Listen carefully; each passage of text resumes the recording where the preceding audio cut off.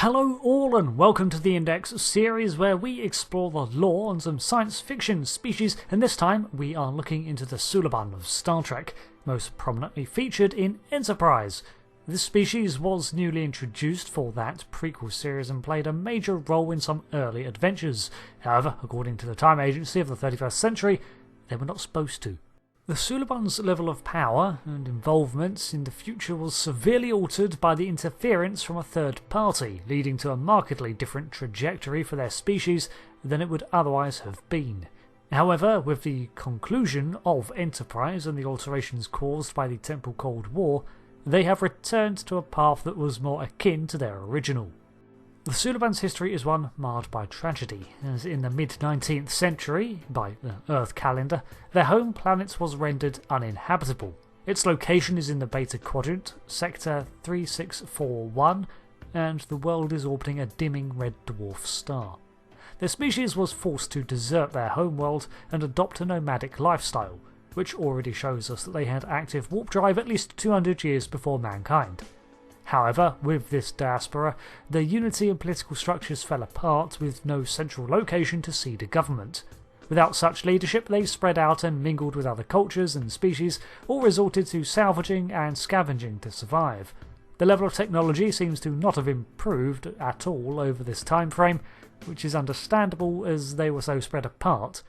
We see a similar effect with the Hirogen of the Delta Quadrant, another species that has spread apart, and although their technology is far more advanced, it has not been developed in any meaningful way for centuries, with even their quadrant-spanning communications array heavily neglected.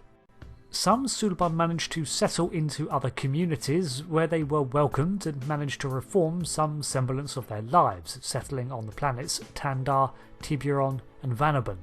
In Apocrypha, after the destruction of Romulus, the Romulan people were scattered among their colonies and other worlds within the former Star Empire territories.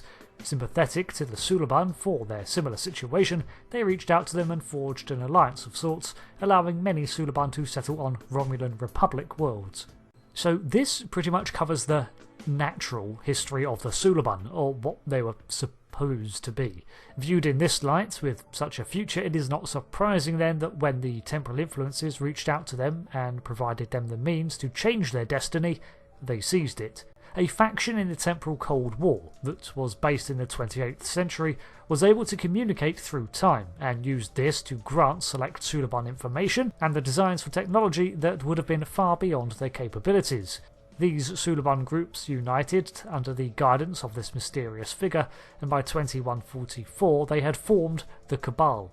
Those in the CABAL were used as the agents of this temporal faction, as he sought to alter the future to his favour and reward those members with not only technology, but extensive genetic alterations. This led the CABAL to flourish, and in the absence of an official government, it unfortunately became the recognisable face of the Suliban society, and its actions reflected poorly on unaffiliated Suliban worlds apart.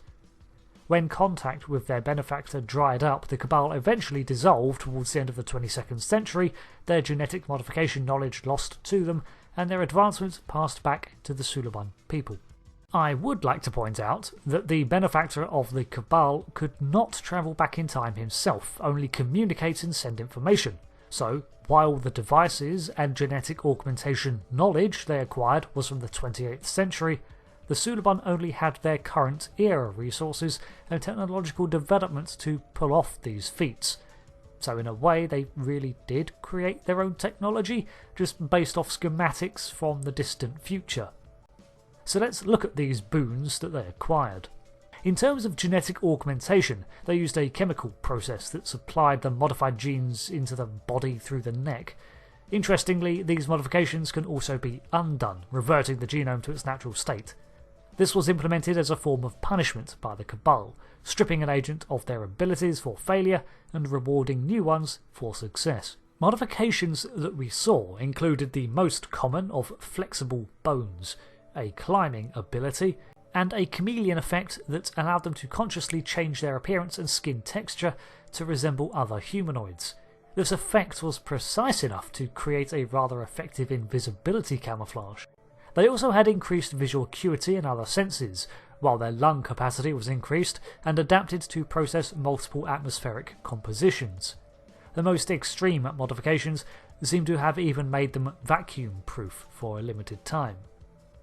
The uniforms of the CABAL were skin-tight red outfits that had biomimetic properties, meaning that they adapted with the biological adaptabilities of the wearer, camouflaging when they did and stretching to accommodate their malleable form. In terms of other technologies, the Suliban's warp drive power source was a form of tricyclic plasma, an uncommon source for warp capability. They also developed a cloaking device on par with contemporary Romulan technology, and the CABAL made extensive use of what were termed cell ships. These were a myriad of small vessels, ranging in sizes that could connect together to share their power sources, forming larger structures. The largest of these structures were attached to a central pillar-like station known as a Suliban helix. These were used as military bases by the CABAL, and in later years as homes by nomadic Suliban, such as the one in the Japori sector. These stations held around 3,000 people as an average, but with the addition of more cell ships that was variable. These ships included the small two-person scout vessel, which was more or less a sphere about 3 meters in diameter. These were armed with phaser weapons and the cloaking device, while being warp capable, while internally providing no comfort for the pilots. There was a larger cell ship, a cylindrical variety that was larger on par with a Federation runabout, and they also had a freighter capable of exceeding Warp 5 that was a more unique shape thanks to its storage pods. They also had a shuttlecraft and a specialised stealth cruiser. This cruiser had a crew of around 20 and was even more stealthy than their standard cell ships. Presumably. Suliban names were a single word, and they had a written language, and it was depicted as a series of circular glyphs. Unfortunately, thanks to the loss of their homeworld, there is no real traditional architecture to draw from, and with survival being their chief concern for generations, there's also little in the way of art and design they can call their own.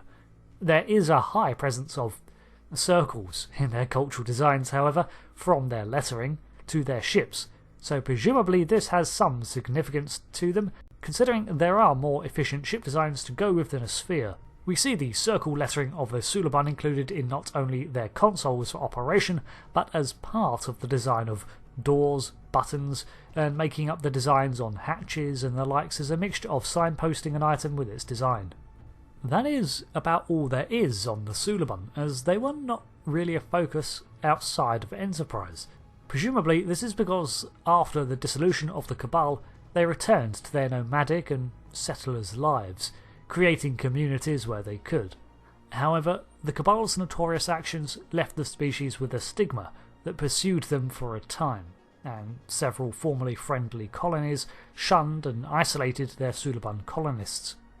With time, however, this eased, but they remained a dispersed peoples. It seems that some may have also retained their genetic modifications, maybe even passing them down through their offspring. But that is speculation based on the fact that they were still known as shapeshifters by the 24th century, while after their temporal gifts had ceased. The future for them is not an easy one, but at least they are no longer the tools of a shady future organisation.